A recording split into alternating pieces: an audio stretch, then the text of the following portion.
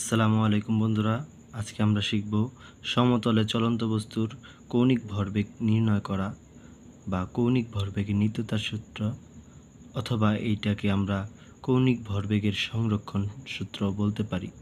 তো সমাধানে প্রথমে আমরা লিখব, আমরা জানি টাউ ইকুয়াল আই আলফা। ঠিক আছে, এখানে আমরা নিউটনের দ্বিতীয় সূত্র হতে জানি এফ ইকুয়াল এম এ। আমি এখানে লিখে দিচ্ছি আপনাদের বোঝার সুবিধার্থে, এফ ইকুয়াল এম এ। এমটা হইল এম এর কৌণিক ভরবেগের ক্ষেত্রে আমরা কৌণিক রূপ হিসেবে নিব। ঠিক আছে, তো এফ এর পরিবর্তে আমরা টাও নিব, যেহেতু এটা রৈখিক।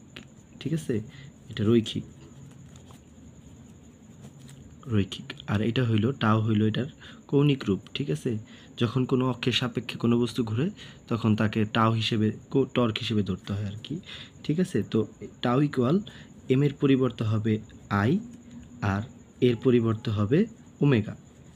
ঠিক আছে, এই জায়গায় ওমেগা হলো কৌণিক ভরবেগ আর আই হলো জড়তার ভ্রামক। ঠিক আছে, আই হলো জড়তার ভ্রামক। তো আমরা প্রথমে লিখে নিব, আমরা জানি টাও ইকুয়াল এফ ইকুয়াল এম এর পরিবর্তে এই জায়গায় হবে টাও ইকুয়াল আই আলফা। ঠিক আছে, তো তারপরে ইমপ্লাইজ দ্যাট টাও ইকুয়াল, এটাকে ডিফারেন্সিয়েশন করব, I D omega by DT.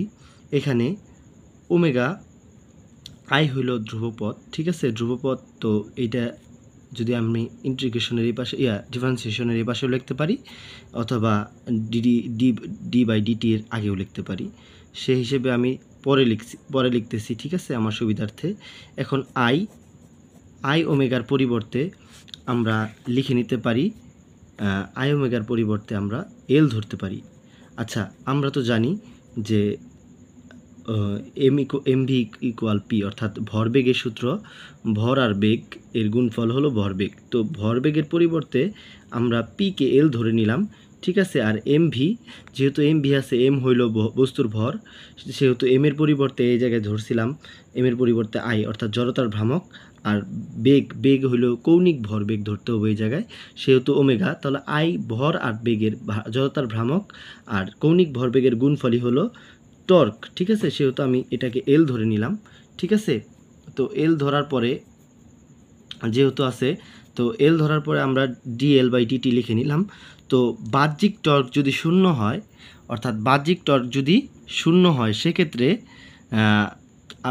সেক্ষেত্রে আমরা ধরে নিতে পারি যে এই যে আমার ডিফারেন্সিয়েশন করা